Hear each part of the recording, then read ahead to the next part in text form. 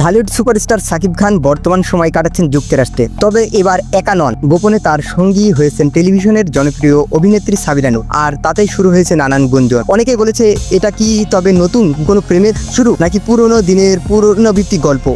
সাকিব খান অতীত সময় কাটিয়েছেন অপু বিশ্বাস কিংবা বুবলির মতো সহ অভিনেত্রীর সঙ্গে।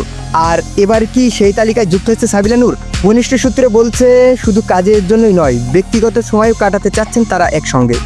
এক কথায় অপু বুবলি অধ্যায়ের পর এবার সাকিবের পাশে সাবিনা। যদিও বিষয়ে দুইজনে কেউ এখনো মুখ খোলেনি, তবে সামাজিক যোগাযোগ মাধ্যমে তাদের গোপন সফর নিয়ে ভক্তদের জল্পনা কল্পনার শেষ নেই।